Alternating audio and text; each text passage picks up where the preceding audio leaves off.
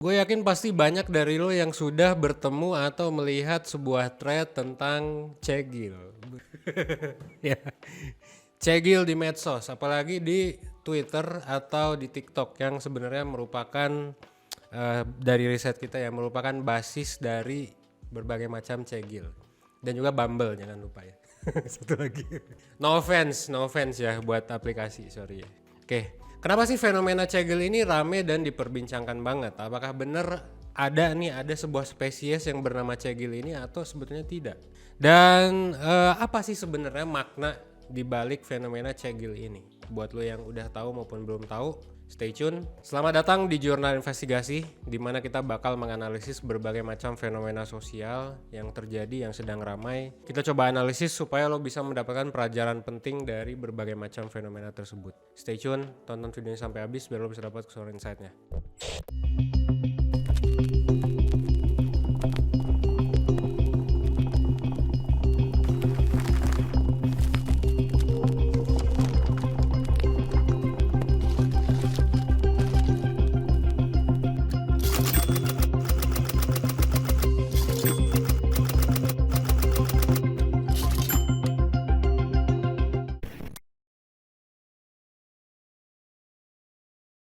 Nah, untuk mengetahui lebih banyak tentang cegil, akhirnya kita melakukan beberapa buah wawancara ya dengan beberapa orang yang kita samarkan ya karena takut di cancel oleh cegil itu sendiri.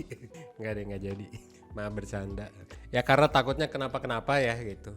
Jadi kita coba samarkan wajah dan suaranya.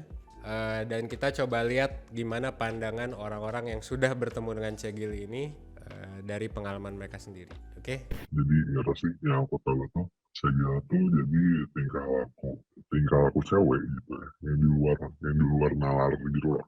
Yang aku tahu lagi kayak ada dua jenis tipe cegil gitu, tapi nggak tahu sih ini correct me if I'm wrong aja gitu. Yang pertama itu ada cegil yang emang dia itu rela gitu ya, dalam tanda kutip tuh gila-gila gitu, dia mau melakukan apapun gitu ke pasangannya, ini konteksnya pasangan gitu. Nah ada ini satu lagi tipe cegil ini tuh karena si ceweknya ini adalah problematik. Jadi waktu itu ya aku sempat dekat lah sama cewek, terus udah coba jalan, udah coba intens, taunya kalau dia itu menurut aku bisa dibilang cukup problematik. Jadi kayak bisa seolah-olah kayak let's say hari ini tuh dia tuh mau mau ketemu sama aku. Nah besok tuh bisa siapa tahu dia tiba-tiba nggak mau, bahkan udah nggak mau kontakan lagi. Kan itu kayak what gitu, kayak menurut aku aneh aja gitu, kayak mood swing-nya tuh beneran langsung berubah drastis banget gitu tanpa ada alasan yang jelas. Ya udah dari situ awalnya aku coba komunikasiin ke dia gimana gimana, dan ternyata dia pun ngerasain kayak gitu. Dia ngerasa bahwa hal itu tuh salah, cuman dia tuh masih belum bisa buat memperbaiki hal itu. Ya udah, jadi pada akhirnya ya udah deh, nggak lanjut karena emang akunya pun nggak bisa gitu berhadapan kayak gitu. Jadi itu tuh aku kayak udah dekat banget sama dia, terus kayak tiba-tiba udah aja, terus kayak tiba-tiba dia diam udah aja, kan aneh gitu. Terus dia tiba-tiba dia ngilang, terus kayak ya udah nih, udah kan clear berarti udah nggak ada hubungan apa-apa, udah nggak kontakan apa-apa. Terus selama seminggu 2 minggu kemudian dia kontakan lagi kayak buat mohon-mohon, buat buat ayo kita bisa deh kayak dulu lagi. Kan apaan gitu, akunnya pun udah harus ingin terus ke dia, aku udah nggak ada rasa apa-apa pun ke dia, terus dia kayak tiba-tiba datang lagi dengan alasan dia pengen balik lagi gitu. Ya jujur aku nggak mau, ya nggak bisa gitu. Karena udah tahu dia kayak gitu, ya let's say ibaratnya aku kalau misalkan iyahin pun kan itu bakal aku ngulangin kesalahan yang sama, nanti bakal kayak gitu aja terus, dan yang ada malah drain energi aku aja gitu.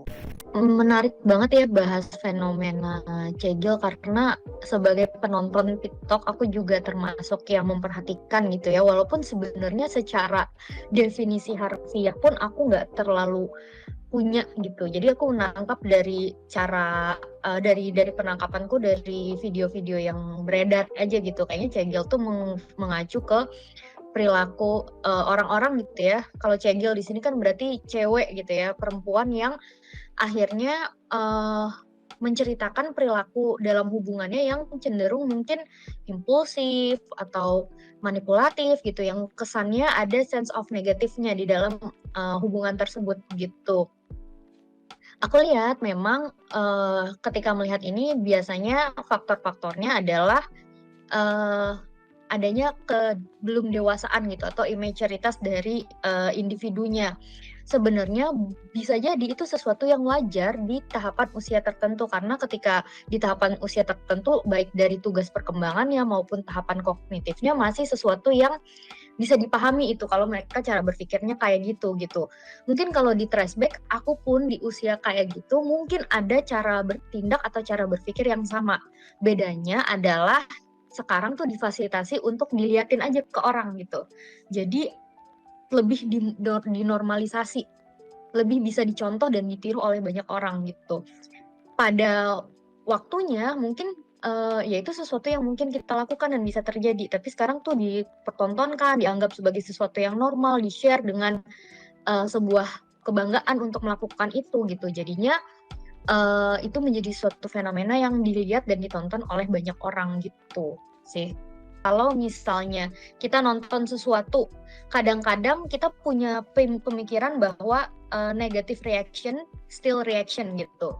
Negative exposure still exposure. Jadinya mereka melihat nggak apa-apa, yang penting gue dapet exposure, yang penting gue dapet likes, yang penting gue dapet FYP gitu. Jadi lebih nggak apa-apa buat mereka share yang kayak gitu, karena dari yang mereka lihat orang yang nge-share kayak gitu dapat perhatian. Even mungkin ya komentarnya bukan sesuatu yang oke ya, tapi tetap aja itu menghasilkan perhatian gitu, mendapatkan perhatian yang mungkin adalah sesuatu yang kita inginkan gitu. Siapa sih yang nggak pengen mendapatkan perhatian? Apalagi di mode sekarang gitu ya, keviralan, perhatian atau likes dan gitu terkait dengan sesuatu yang positif gitu. Mungkin mendapatkan label atau mendapatkan keuntungan finansial dari situ. Makanya mereka juga mungkin ada arah mengejar ke situ gitu. Jadi keinginan willingness mereka untuk share hal semacam itu ya terkait dengan pertimbangan-pertimbangan itu. Oh, orang lain juga dapat kok gitu, dan mereka nggak apa-apa, justru menguntungkan karena mereka jadi terkenal, mungkin mereka dapat penghasilan dari situ. So mungkin aku juga boleh men-share itu gitu. Jadi kalau aku lihat bisa jadi pertimbangan psikologisnya ke arah situ gitu. Mungkin ada pertimbangan personal lain yang perlu digali lebih lanjut buatku, aku bisa jadi gitu. Tapi most of them kalau dilihat motivasi kita bisa beda-beda. Tapi kalau kita mengacunya ke bagaimana yang selama ini ada gitu ya, keuntungan-keuntungan apa aja yang bisa dirasain ketika kita memutuskan untuk men-share personal kita, mau itu oke maupun nggak oke, ya biasanya didasari dari motivasi itu gitu. Oke. Jadi definisi cegil itu sebenarnya masih diperdebatkan ya oleh para ahli maupun para pengamat. Di sini kita bisa simpulin lah ya bahwa cegil itu adalah cewek-cewek yang sebetulnya adalah cewek-cewek yang problematik ketika mereka lagi jatuh cinta atau ketika mereka lagi berhubungan sama orang lain ya. Jadi ada dua kondisi, entah mereka berhubungan sama orang lain in general atau ketika mereka lagi fall in love ya. Misalnya nih, ini gue baca ya, mood yang gampang berubah-ubah drastis, posesif dan obsesif ke cowoknya sampai rela ngelakuin apa aja demi ngedapetin perhatian gitu ya, atau justru sebaliknya gitu ya, silent treatment, terus juga merasa bahwa dirinya mengalami gangguan mental. Kadang udah didiagnosis, kadang juga belum, labeling doang ya. Dan ya udah gitu ya, problematik aja gitu orangnya. Pokoknya banyak tingkahnya ya, kalau kata orang-orang Twitter. Makanya cegil ini sering banget dikaitkan dengan lagu-lagunya siapa? Billie Eilish. Bukan. Billie Eilish, siapa lagi? Taylor Swift. Taylor Swift. Nadine Amizah, itu sudah jelas ya, the icon of cegil di Indonesia. Kalau kata orang-orang, bukan kata gua. Itu siapa lagi ya? Stereotipnya. Oh, Lana Del Rey, bener. Ada lagi nggak ya? Tapi bener sih, Taylor Swift tuh termasuk salah satu cegil ya guys. Karena lagu terakhirnya pun menggambarkan seperti itu. Dia conclusion lah dirinya sendiri bahwa gua yang jadi masalah guys, gitu kan. Selama ini tuh bukan lu, gua yang jadi masalah. Gitu. Meskipun bisa jadi sarkas ya. Dan akhirnya gue juga melakukan riset ya, dan gue menemukan bahwa beberapa paper ini menunjukkan bahwa memang cegil itu sebetulnya ya banyak gitu ya. Dan banyak bukan berarti ada banyak cegil, tapi sebetulnya ada banyak situasi di mana cewek itu bisa menunjukkan gejala cegil. Dari paper yang gue temuin, 44% cewek itu ketika disurvei, mereka bilang bahwa mereka pernah ngerasa sangat posesif, sangat obses dengan cowok atau gebetannya at least satu kali lah seumur hidupnya gitu ya. At some point of their life mereka seperti itu. Dan yang kedua juga, gue juga ngelihat ada riset bahwa ini dari Journal of Clinical Psychology gitu ya. Clinical Psychology Review itu menemukan bahwa 15% cewek itu memenuhi kriteria OLD. Yang mana ini juga gue baru tahu. Gue nggak tahu ada gangguan kayak gini. Sumpah demi Allah ya, gue nggak tahu. Namanya adalah OLD, itu Obsessive Love Disorder. Gue nggak tahu Obsessive Love Disorder pas gue baca ini. Tapi udah kebanyakan label ya guys sebenarnya di psikologi itu. Jadi gue juga agak skeptis apakah ini scientific atau enggak. Cuman yang jelas riset yang gue temukan sih seperti itu. Jadi dan ini masuk ke fenomena cegil yang ada di Indonesia guys. Ya, maupun di luar negeri sebetulnya. Nah, gue pun akhirnya melakukan berbagai macam analisis ya terhadap fenomena cegil ini, karena sebetulnya rada bahaya juga sih ya, rada bahaya karena cegil ini juga sudah melakukan yang namanya romantisasi mental health, alias ya udah gitu, gue depresi ya gue seneng dengan kedepresian gue dan lain sebagainya. Gue nggak tahu ini sepenuhnya harmful atau enggak, tapi kalau gue lihat ada beberapa titik-titik harmful karena sebetulnya ketika lu adalah public figure, dampak tidak langsungnya adalah lu bakal mengaruhi orang untuk berpikiran yang sama juga gitu ya. Tapi gue cukup netral sih ya dalam hal ini, jadi gue nggak bilang itu sepenuhnya salah. Tapi yang jelas gue coba analisis kenapa ini bisa terjadi. Ada beberapa faktor ya. Tapi pertama, cegil itu sebenarnya kalau kita lihat dari konstruksi sosial itu melambangkan ketidakberdayaan perempuan dalam hubungan asmara. Jadi kayak kalau lu lihat media-media, ini juga menarik sih. Gue baru nonton satu video kemarin di YouTube yang nunjukin bahwa cowok tuh sering mikir bahwa cewek tuh suka cowok yang berotot dan lain sebagainya. Padahal kalau lu lihat idola-idola cewek gitu ya, itu idola-idola cewek itu kan zaman dulu siapa? Pas gue masih SD, itu Justin Bieber cuy. Justin Bieber tuh nggak berotot, Justin Bieber nggak nggak manly, nggak macho, nggak kayak Giga Chad gitu ya. Tapi dia banyak cewek yang suka, dan akhirnya keluar kan Grayson Chance dan lain sebagainya. Itu pas gua kecil, lu mungkin nggak tahu. Tapi sekarang siapa idola cewek-cewek? Jungkook. Gue bener nggak ngomongnya? Jungkook ya. Jungkook BTS. Terus Timothée Chalamet yang kita bisa ngelihat dia ya dari dressnya kan cukup feminin. Harry Styles ya kan, sama sekali nggak berotot dan lain sebagainya. Popstar di dunia itu jarang yang manly gitu kayak Tom Cruise dan lain sebagainya, itu jarang gitu. Nah ini sebetulnya adalah portrayal media sih untuk memuaskan perempuan gitu ya. Jadi perempuan tuh sebetulnya suka dengan sosok-sosok kayak Justin Bieber yang gak perlu berotot sih, yang penting dia suka sama ceweknya, cukup emosional sama ceweknya, dan kayak lagunya dulu sih di lagu Baby kan, I would have done whatever but I just can't believe we're in together gitu ya, dan lain sebagainya. Tapi intinya itu melambangkan bahwa ya cewek itu pengen dikejar, nggak berdaya dan lain sebagainya, dan cowoknya yang ngejar. Menariknya adalah cowoknya nggak perlu maskulin gitu. Ini berbanding terbalik dengan pandangan cowok bahwa cowok tuh harus keren, harus alpha male dan lain sebagainya. Enggak cuy, lu untuk disukai banyak perempuan tuh lu nggak perlu kayak gitu, dan cegil ini melambangkan kultur seperti itu. Sementara cewek gitu ya, cewek itu ya di sini mencoba berperan sebagai hal itu. Dan ini juga nunjukin bahwa akhirnya banyak cewek yang rela over dan lain sebagainya gitu, rela melakukan berbagai macam hal. Karena cewek itu sebenarnya melakukan hal sebaliknya juga. Kalau cowok kan suka cewek yang sorry to say perawan ya, masih polos dan lain sebagainya gitu. Sementara kalau cewek mencoba jadi apa sekarang? Cewek itu mencoba untuk jadi independen guys. Jadi yang disukai figur-figur perempuan itu adalah figur yang independen dan lain sebagainya. Itu jadi apa namanya, nah kalau dalam konteks cegil ini, si cegil ini nggak ya berusaha jadi independen juga, tapi di sisi lain pengen dapetin cowok yang emosional juga tuh. Sementara ya cowok tidak seperti itu ya, hanya sedikit Justin Bieber yang ada di dunia ini. Mungkin branding doang juga zaman dulu ya. Hanya sedikit Grayson Chance, Timothy Chalamet gitu ya, itu hanya sedikit Harry Styles.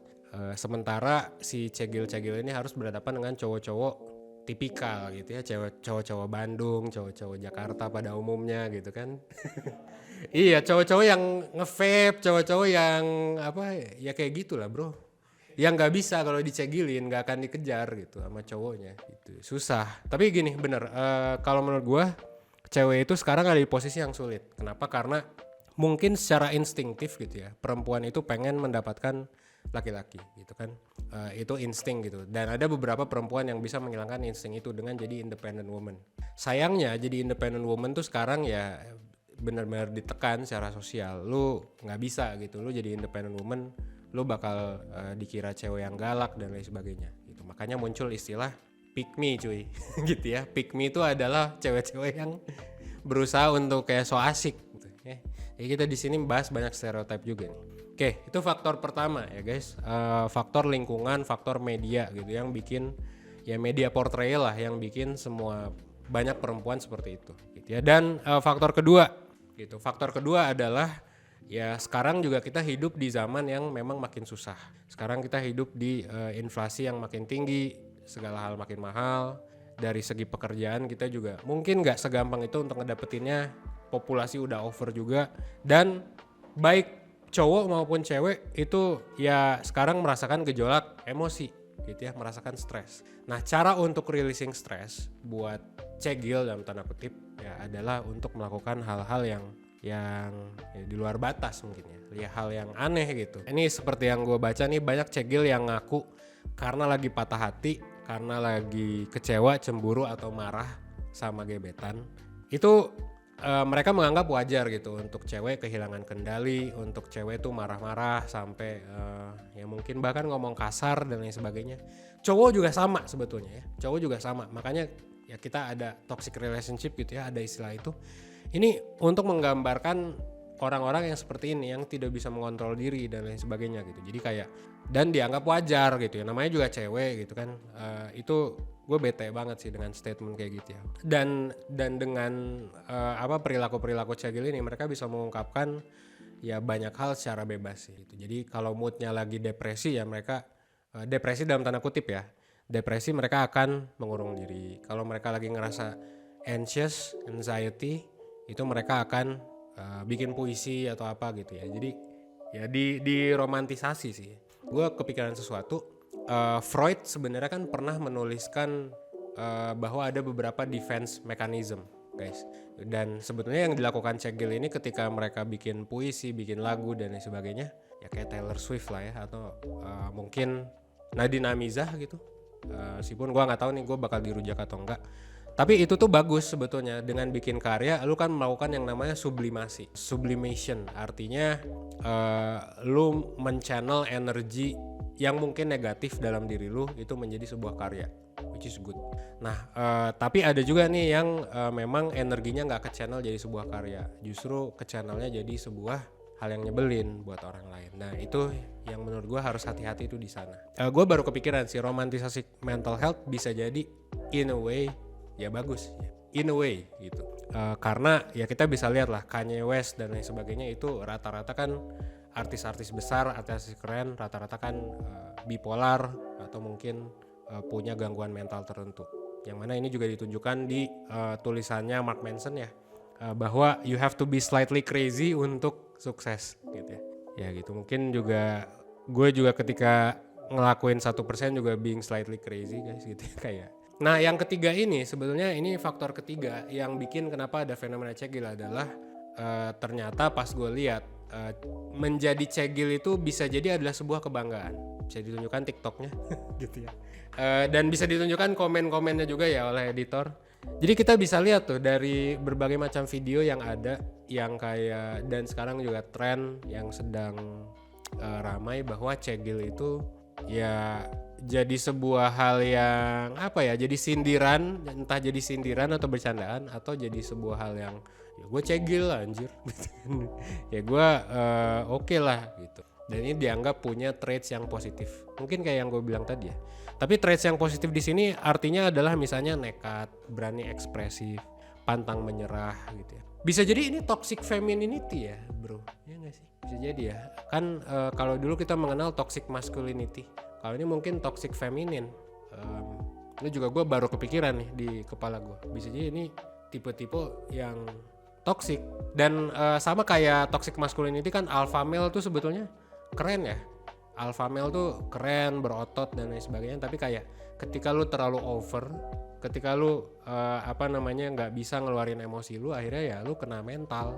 Sama juga nih dengan cegil ini, mungkin toxic feminin nih. Jadi meski stigma cegil itu negatif dan meski itu udah ngasih dampak buruk ke orang lain, mereka tetap ngerasa bahwa itu keren. Benar juga ya. Sama kayak orang-orang pengen jadi alpha male wannabe gitu kan, jadinya menghina orang dan lain sebagainya gitu. Ini ya gimana menurut lo ya? Apakah ini positif atau negatif? Di part ketiga ini gue mau ngomongin specifically soal romantisasi gangguan mental gitu ya. Yang tadi udah gue bilang bahwa ini muncul dari berbagai macam artis gitu ya. Artis dalam tanda kutip tuh artinya adalah seniman, termasuk seniman populer juga kayak misalnya Taylor Swift gitu ya, I'm the Problem Is Me, Nadine Amizah, Rayuan Perempuan Gila. Sekarang Hindia juga, lagu apa yang terbaru yang bilang gak apa-apa lah, gue berharap kita tetap gini-gini aja. Gue udah baca liriknya dan bagus. Itu sedikit banyak juga tapi tentang romantisasi. Jadi dia ngomongin bahwa hubungannya tuh toksik sama pasangannya. Kadang-kadang kalau gak salah tuh gitu. Terus si Hindia ini berharap bahwa ya kita bakal gini-gini aja juga gak apa-apa lah. Rupiah gak apa-apa naik dan lain sebagainya, tapi gak apa-apa kita toksik gitu. Ya tapi ya itulah art ya, itulah seni ya. Seni itu kan menggambarkan gimana kondisi dunia sekarang. Jadi gue nggak menyalahkan senimannya gitu. Gue malah sangat menikmati karya-karya yang gue sebutin tadi, gitu ya. Nah jadi seperti yang gue bilang, romanticizing emotion tuh nggak apa-apa, gitu ya. Apalagi dibuat jadi suatu karya yang merefleksikan peradaban, gitu ya. Gue juga pernah ngomong ini di TEDx ITB, di mana gue bilang bahwa ya seniman itu adalah orang yang menggambarkan zaman gitu. Narsis lagi, termasuk gue juga, dan konten kreator pada umumnya. Meskipun konten kreator nggak dianggap sebagai seniman, tapi gue merasa bahwa ya kita juga artis, karena kita kalau lu look back, sebenarnya yang dilakukan konten kreator itu menggambarkan perkembangan zaman. Sekarang tuh zaman lagi keresahannya apa sih, masalahnya apa sih, lagi ada di mana sih gitu ya. Dari zaman GGS, Ganteng-Ganteng Serigala, sampai sekarang ya. Jadi buat gue sih nggak masalah dengan senimannya, lu mau berkarya apapun ya bebas. Tapi ini gue mau ngasih tahu ada beberapa unintended consequences gitu, bahkan ke orang-orang yang nonton dan menikmati karyanya. Nah yang jadi masalah kan sebetulnya adalah penikmatnya gitu, yang bisa jadi buat yang nggak aware dengan hal ini, itu mereka bisa jadi niru mentah-mentah agar hanya untuk terlihat keren gitu ya. Hanya untuk terlihat keren, hanya untuk menganggap itu tuh hal yang edgy, hal yang romantis gitu. Padahal sebetulnya bisa jadi mereka niru problemnya doang, sama kayak alpha male wannabe lah gitu, sama kayak orang yang ya udah niru doang gitu tanpa tahu esensinya apa. Gitu kan. Ini bisa berdampak buruk. Kenapa? Karena pertama, masalah stigma kesehatan mental. Jadi lu mungkin sadar ya, sejak tahun 2022 muncullah kayak figur-figur kayak Oza Rangkuti, Sastra Silalahi, yang sekarang tuh ejekannya bukan ke mental health lagi ya, kebanyakan lebih ke skena gitu. Ini stigma-stigma kayak gini, apalagi stigma kesehatan mental, itu bakal makin banyak gitu ya. Gue yakin yang dilakukan Oza sama Sastra tuh dulu ya jokes aja gitu, untuk satir sebetulnya. Bukan berarti mereka nggak peduli mental health, tapi kesehatan mental buat banyak orang sekarang jadi dianggap makin gak serius, karena kayak ada orang-orang yang tidak gangguan mental tapi sok-sokan gangguan mental dan merasa keren dengan itu gitu ya. Itu pertama. Yang kedua, masalah self diagnosis. Self diagnosis itu udah ada sejak zaman kayaknya tahun 2000-an deh gitu. Apalagi dengan adanya internet, banyak psikotes online ya kan, yang tidak disupervisi, interpretasinya juga nggak disupervisi oleh yang ahli.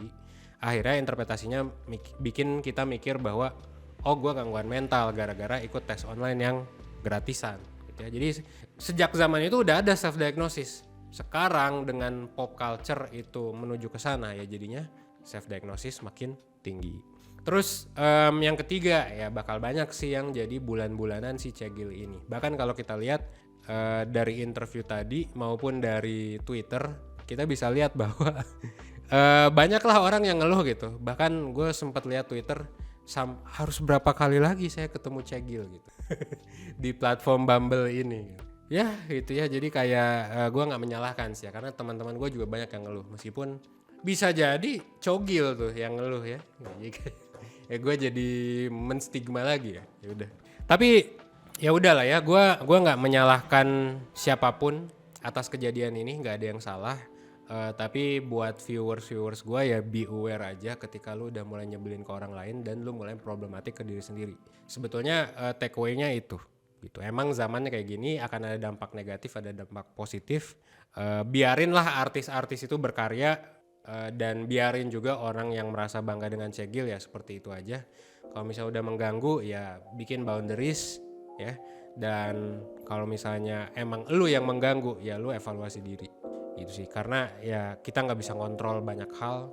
Yang gue bisa kontrol hanya viewers gue di sini.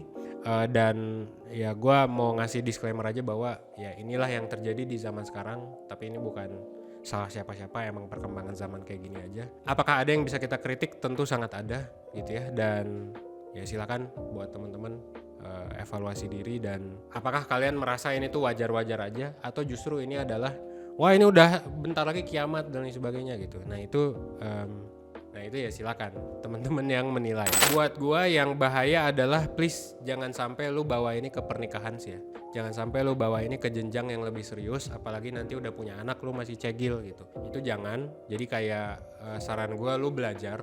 Nah makanya sekarang juga udah mulai banyak lembaga yang ngomongin soal pernikahan. Nah itu adalah sponsor video kita kali ini ya.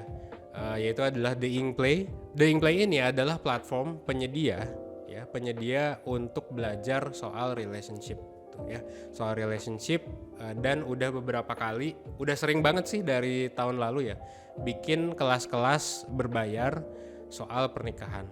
Jadi buat lu ya yang lu belum belajar nih, lu mau nikah, atau mungkin lagi persiapan nikah, atau bahkan udah nikah tapi lu ngerasa kayak pernikahan lu mungkin hubungannya bisa diperbaiki lagi atau bisa lebih diimprove, itu saran gue lu masuk ke webinarnya The Inkplay atau kelas-kelasnya The Inkplay. Karena jujur gue juga sebelum nikah itu gue ngikutin kelas-kelas kayak gini gitu ya, kelas-kelas pre-marriage dan lain sebagainya. Gue juga sebelumnya pernah ikut counseling pre-marriage gitu, dan menurut gue dampaknya sangat amat oke sebelum gue nikah waktu dulu. Jadi silakan lu bisa ikut kelas atau webinarnya The Inkplay, dan sekalian aja ikut pre-marriage counseling kalau saran gue ya, kalau misalnya lu memang ada persiapan buat nikah. Karena sifat-sifat atau perilaku-perilaku ini itu kan ada beberapa yang buruk, dan itu bisa dikurangi banget dengan terapi, dengan awareness soal hal-hal yang tadi. Jadi saran gue sih ya, jadi silakan pergilah ke Instagram @theinkplay. Sedikit itu aja dari gue ya, terima kasih, dan gue Evan 100%.